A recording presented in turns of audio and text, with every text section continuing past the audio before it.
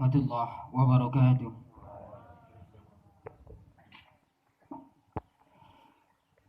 Allahu Akbar, Allahu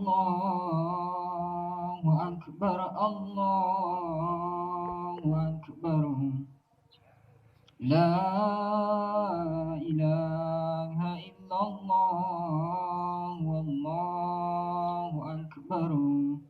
Allahu akbar walillahil hamd. Alhamdulillah. Alhamdulillah Eidul Fitri ba'da Ramadan. Al-burhanu rijalu liyuzhiru 'ala ad-din kullih walau karihal kafirun walau karihal musyrikun walau karihal munafiqun. Ashhadu an la ilaha illallah wahdahu la syarikalah wa ashhadu anna Muhammadan 'abduhu wa rasuluh. Allahumma salli wa sallim wa barik wa karrim mu'azzim sayyidina wa nabiyina wa habibina wa syafiina wa maulana Muhammad sallallahu alaihi wasallam. Qala Allah ta'ala fil Qur'anil Karim wa huwa asbaqul qaidin. A'udzu billahi minasy syaithanir rajim. Bismillahirrahmanirrahim. Inna a'tainakal kautsar fasalli li rabbika wanhar inna syani'aka huwal abtar. Wa fil ayatil ukhra ya ayyuhalladzina amanu taqullaha wa qulu qawlan shadida yuslih lakum a'malukum wa yaghfir lakum dzunubakum wa may yuti'illaha wa rasulahu faqad faza fawzan 'azima. Ibadallah, usikum wa nafsi bittaqullah wa ta'atihi faqad fazal muttaqun. Jamaah salat Idul Fitri yang dimuliakan oleh Allah. Allahu Akbar, Allahu Akbar, Allahu Akbar, la ilaha illallah, wallahu akbar. Pada hari yang paling mulia ini, takbir berkumandang di mana-mana. Orang mengagungkan asma Allah, nama Allah yang maha mulia. Maka pada hari yang paling agung ini, bersyukur kita kepada Allah. Karena pada hari ini Allah masih memberikan kita nikmat iman. Allah masih memberikan kita nikmat istiqamah iman dan Islam. Karena tidak semua orang merasakan ini. Berapa banyak saudara-saudara kita yang tak bisa berkumpul bersama kita pada hari ini. Karena Allah telah menutup, mengunci pintu hatinya. Khatamallahu ala qulubihim, hatinya terkunci. Wa ala syam'ihim, telinganya tersumbat. Wa ala abasharihim gisawah, matanya tertutup. Itulah azab di atas azab. Tapi hari ini Allah berikan kita nikmat yang agung. Nikmat yang tak terhitung bagaikan helaian rambut. Nikmat yang tak terhitung bagaikan butiran-butiran pasir. Dan nikmat yang tak terhitung bagaikan tetesan hujan sekalipun. Ini berkat rahmat Allah. Ini berkat izin Allah. Dialah Allah yang maha kaya. Yang kaya selain Allah pasti ia miskin. Dialah Allah yang maha berkuasa. Yang berkuasa selain Allah pasti ia budak. Dialah Allah yang maha besar. Yang besar selain Allah pasti ia kecil. Dialah Allah yang maha suci. Yang suci selain Allah pasti ia kotor. Dialah Allah yang dimana kadar kedekatannya dengan hambanya tidak mengurangi kemuliaannya. Dialah Allah yang dimana jauh pun seorang hamba darinya tidak akan mengurangi kemuliaannya. Jamaah salat Idul Fitri yang dimuliakan oleh Allah. Salawat senantiasa selalu tercurah kepada Nabi besar Muhammad sallallahu alaihi wasallam yang berlafazkan Allahumma salli ala sayyidina Muhammad wa ala ali sayyidina Muhammad. Mudah-mudahan selawat yang kita bacakan itu sampai kepada almarhum ayah dan ibu kita, sampai kepada almarhum baginda Nabi besar Muhammad sallallahu alaihi wasallam. Coba kita bayangkan saudaraku, Apabila kita lihat ke samping kiri kita, almarhum orang tua kita, almarhum saudara-saudara kita, coba kita tengok makam mereka tidak jauh dari tempat sholat Idul Fitri ini sekarang.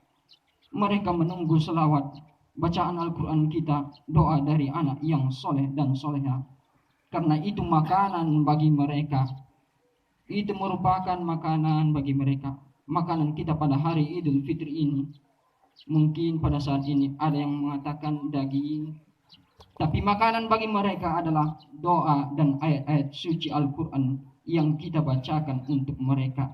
Dan mereka akan berebutan untuk mendapatkan makanan itu. Tapi ada satu penghuni kubur yang tidak mau berebutan untuk mendapatkan makanan itu. Ditanya oleh penghuni kubur yang lain, Fulan bin Fulan, kenapa kamu tidak ikut berebutan makanan ini dengan kami? Apa jawabnya? Untuk apa aku ikut berebutan makanan dengan kalian? Sesungguhnya aku selalu didoakan anak yang soleh dan soleha. Mudah-mudahan duduknya kita di sini, datangnya kita di sini, kita bacakan sholawat. Kita yang menanggung dosa, Allah ampuni dosa kita. Kita yang menanggung aib, Allah tutupi aib kita. Kita yang menanggung utang piutang, Allah berikan kita rezeki yang halal. Amin, amin, ya rabbal alamin. Jemaah salat Idul Fitri yang dimuliakan oleh Allah, kembali kami berwasiat kepada kita. Kami sebagai khatib mewasiatkan, mari sama-sama kita tingkatkan keimanan dan ketakwaan kita kepada Allah. Meningkatkan amal ibadah. Jangan hanya di bulan Ramadan saja kitalah yang paling taat. Jangan hanya di bulan Ramadan saja kitalah yang paling mulia dalam beribadah. Karena banyak manusia sekarang ini puasa-puasa tapi matanya memandang yang dilarang. Puasa-puasa tapi tangannya menyuapkan yang haram. Apabila puasa kita diterima oleh Allah Subhanahu wa taala, berarti kita lebih baik di hari yang akan datang daripada hari yang kemarin. Apabila puasa kita tidak diterima oleh Allah, berarti kita lebih buruk di hari yang akan datang daripada hari kemarin. Itu saja kuncinya. Kalau puasa kita ingin diterima oleh Allah Subhanahu wa taala. Jamaah salat Idul Fitri yang dimuliakan oleh Allah. Allahu Akbar, Allahu Akbar, Allahu Akbar. Walillahil hamd. Pada hari yang paling mulia ini, pada hari yang paling agung ini, di satu sisi kita sangat merasa bahagia karena hari kemenangan telah datang menghampiri kita. Di satu sisi kita sangat merasa sedih karena Ramadan telah pergi meninggalkan kita. Semasa Ramadan itu kita sudah banyak melakukan kebaikan-kebaikan seperti sholat, puasa, membayar zakat, berinfak, bersedekah. Tapi itu semua harus kita bentengi. Itu semua harus kita waspadai. Jangan sampai dirusak oleh perbuatan-perbuatan yang tidak baik yang ada dalam diri kita. Di dalam kitab Al-Imam Ad-Dailani bin Khatim, Rasulullah sallallahu alaihi wasallam berkata, "Syittatu asya'u tubitul amal." Ada 6 perkara yang dapat merusak suatu amal, merusak sholat kita, merusak puasa kita, merusak zakat kita, merusak ibadah kita yang lain, bahkan bisa saja merusak haji kita. Apa yang dapat merusak itu? Yang pertama adalah al-istighalu bi'uyubil khalqi. Seseorang yang terlalu sibuk mencari aib, mencari kesalahan, mencari kekurangan pada orang lain, sehingga ia lupa untuk mencari kesalahan dan kekurangan yang ada dalam dirinya sendiri.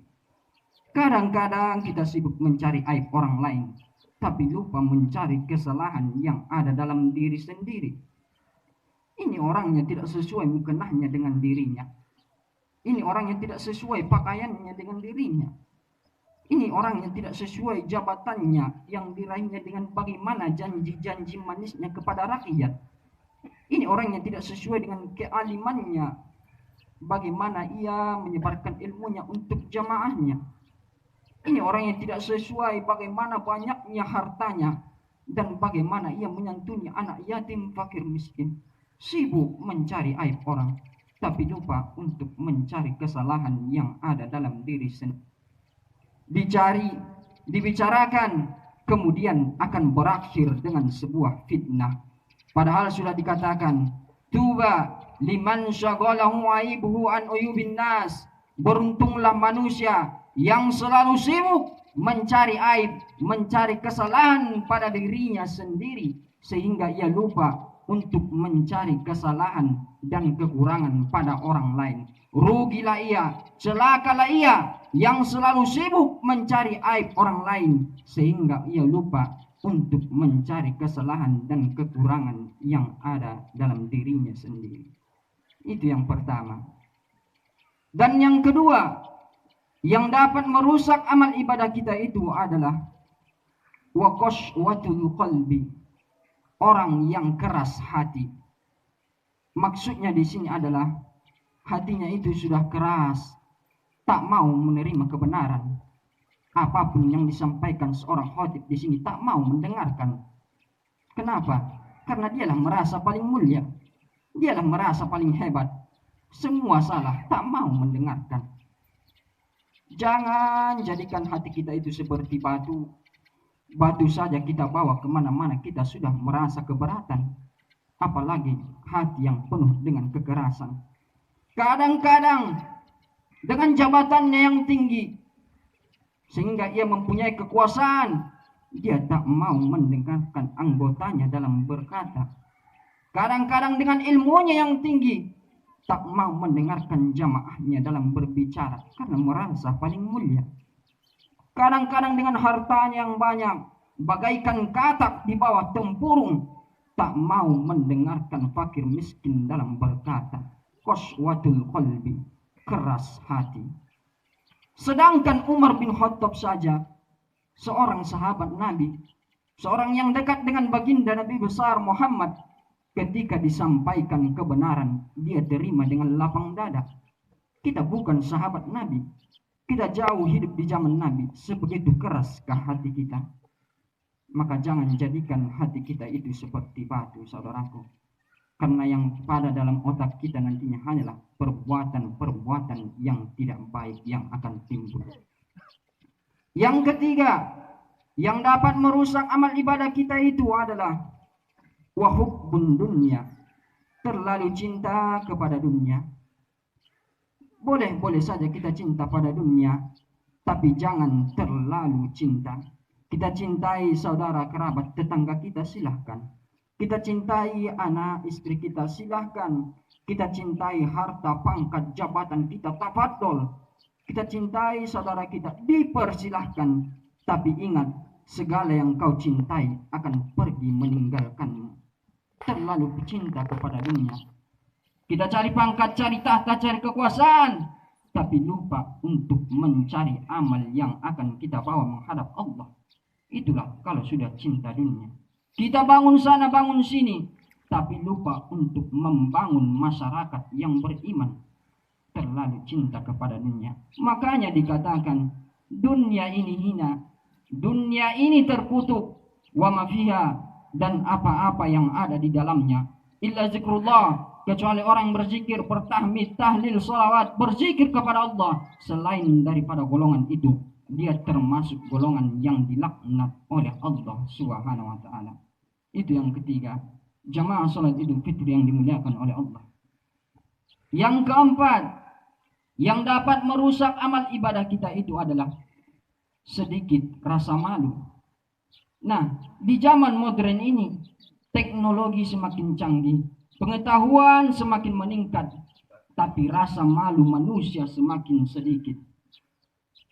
Berapa banyak orang tua yang membiarkan anaknya tengah malam berkeliuran di tengah sana, membiarkan anak-anaknya berkeliuran, bonceng sana, bonceng sini dengan bukan mahramnya.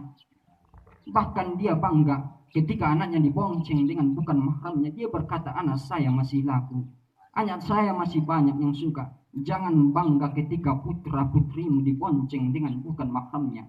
Karena satu kali seorang laki-laki dan perempuan bersentuhan dengan bukan mahramnya, maka azab yang paling ringan adalah ubun-ubun ibunya akan terbakar nantinya di akhirat.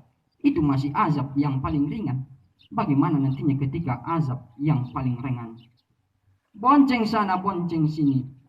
Malu kita ketika anak kita tidak menjadi orang sukses. Malu kita ketika anak-anak kita tidak menjadi orang kaya. Malu kita ketika anak-anak kita tidak mempunyai pangkat dan jabatan.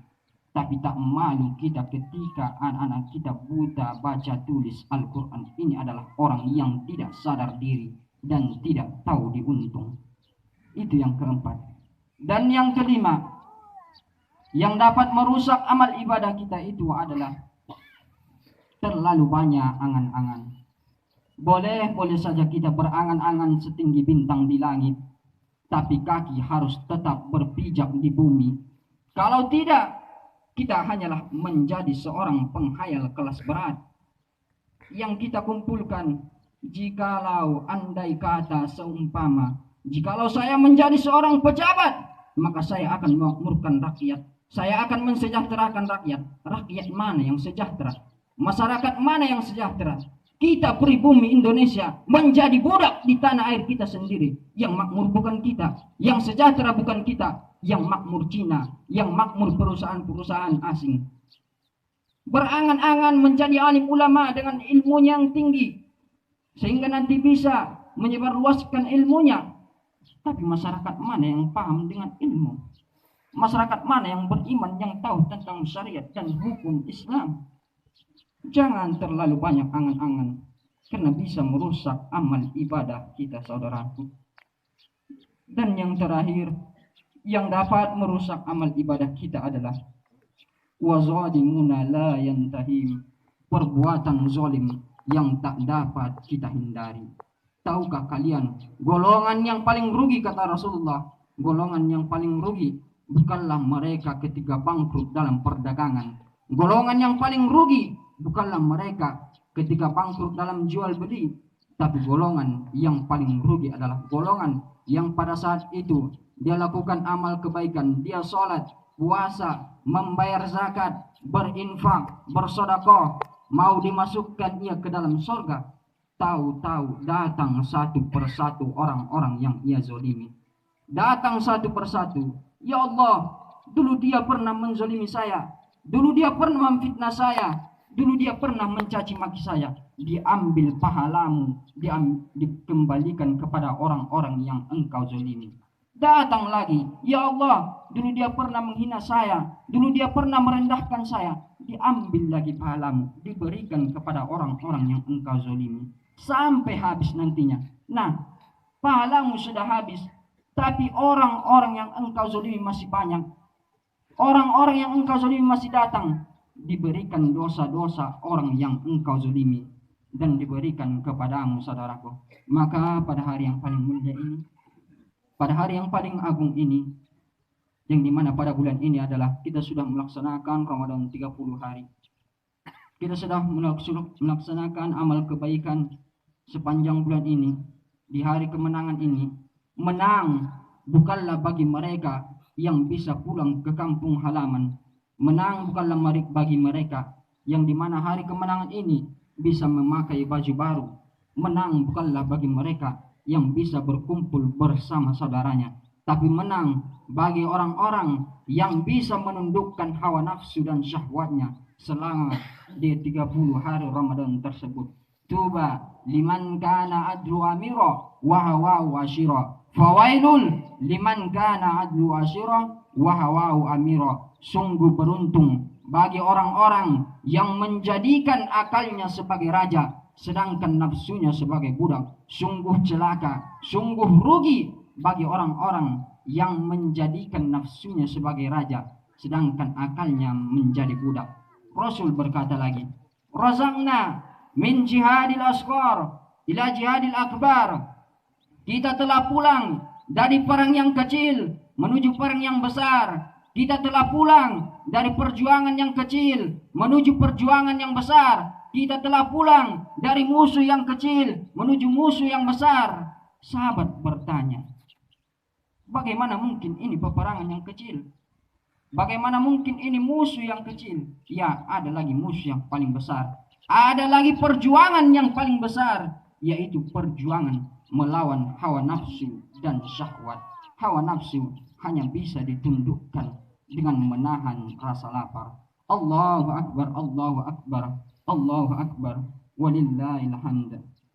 Jemaah salat Idul Fitri yang dimuliakan oleh Allah. Maka pada hari kemenangan ini, bersihkan hati kita, sucikan diri kita, mari kita saling memaaf-maafkan. Mari kita saling bertegur sapa. Maafkanlah saudaramu, karena setiap manusia pasti punya salah dan dosa. Tapi tidak semua orang juga bisa memaafkan. Pada saat nanti setelah bubar, dialah yang pertama kali memaafkan. Dialah yang tangisannya paling keras. Tapi setelah bubar, dialah yang pertama kali mencaci maki dan menjolimi musuhnya kembali. Mari kita saling bermaaf-maafan. Para penguasa, berikan maafmu kepada rakyatmu. Begitu juga sebaliknya. Para alim ulama, minta maaf kalian, jamaah kalian. Begitu juga sebaliknya.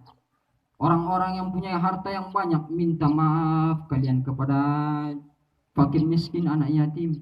Begitu juga sebaliknya, akan terjalin kasih sayang di antara kita semua. Mudah-mudahan dengan khutbah yang singkat ini bermanfaat bagi kita semua. Barakallahu li wa lakum fil Qur'anil Karim wa nafa'ni wa iyyakum bima fihi minal ayati wa zikril hakim wa taqabbala minni wa minkum tilawatu innahu wal ghafurur rahim.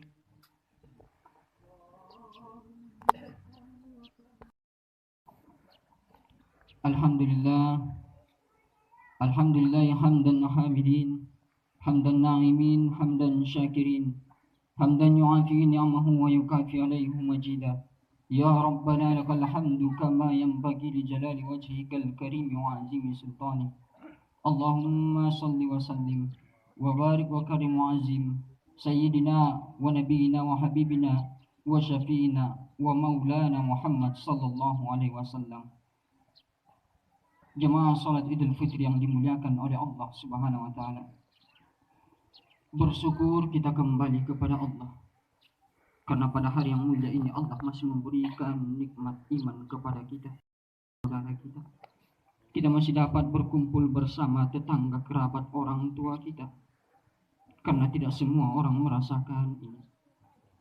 Berapa banyak saudara-saudara kita, anak, istri kita, kerabat, tetangga kita, yang di tahun-tahun sebelumnya kita masih dapat duduk dengan mereka. Mereka masih bisa pulang ke kampung halaman. Tapi apa mau dikata, mengakibatkan virus ataupun wabah yang menggemparkan seluruh dunia, mereka tak bisa datang ke kampung halaman. Bukan hanya sekedar mereka.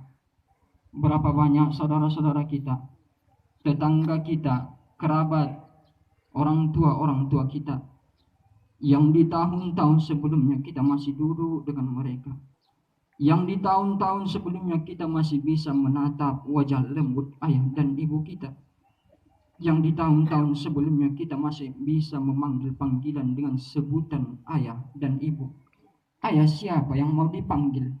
Ibu siapa yang mau dipanggil? Takkan ada yang sanggup dengan panggilan ayah dan ibu itu. Ayah siapa yang mau dipanggil? Yang di tahun-tahun sebelumnya kita masih bisa merasakan, mencicipi masakan ibunda kita tercinta. Masakan siapa yang mau dirasakan? Itu semua hanyalah tinggal kenangan. Maka pada hari yang paling mulia ini, mari kita bermunajat kepada Allah. Kita meminta, kita memohon kepada Allah Subhanahu wa taala. Innallaha wa malaikatahu yusholluna 'alan nabi. Ya ayyuhallazina amanu shallu 'alaihi wa sallimu taslima. Allahumma shalli 'ala sayyidina Muhammad wa 'ala ali sayyidina Muhammad kama shallaita 'ala sayyidina Ibrahim wa 'ala ali sayyidina Ibrahim fil 'alamin innaka Hamidum Majid. Allahumma ghafir lil mu'minina wal mu'minat wal muslimina wal muslimat al ahya'i minhum wal amwat innaka sami'un qaribun mujibud da'wat. Amin amin wa ya qadil hajat.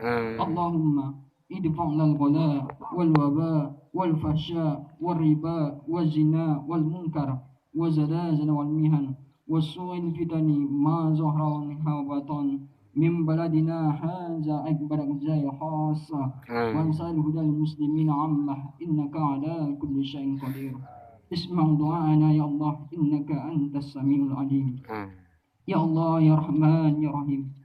Pada hari ini kami berkumpul di hadapan-Mu, mengangkat kedua tangan kami memohon kepada Kamu. Ya Allah, Engkaulah yang maha mulia. Yang mulia selain diri-Mu pasti ia hina. Ampunkan dosa-dosa kami, Ya Allah, yang telah lalu, yang akan datang, yang nampak, yang tersembunyi, yang kecil maupun yang besar.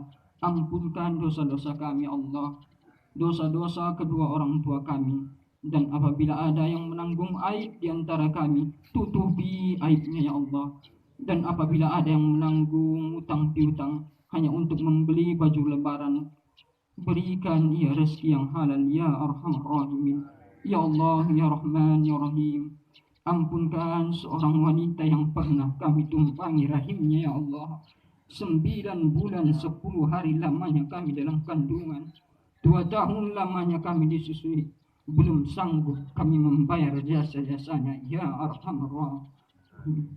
Ampunkan seorang wanita yang tak pernah kenyang karena mengenyangkan kami. Ampunkan seorang wanita yang tak pernah tidur lelap karena menidurkan kami. Ampunkan seorang wanita yang dimana tidak ada rasa kotor dalam hatinya mengusap kotoran kami.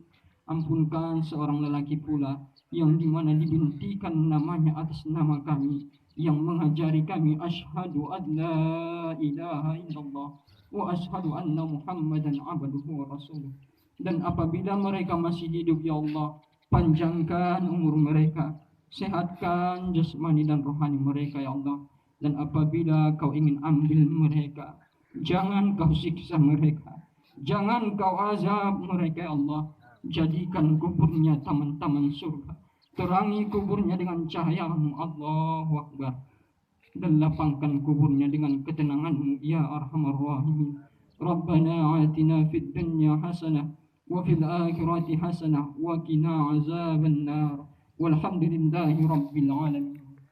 Ibadallah, innallaha ya'murukum bil 'adli wal ihsan wa iza'il qurba yanha 'anil fahsya'i wal munkar wal baghi ya'izukum la'allakum tadhakkarun. Fazkurullahal azim yazkurkum wad'uuhu yastajib lakum. Allahu akbar, Allahu akbar, la ilaha illallah, wallahu akbar, Allahu akbar, walillahil hamd.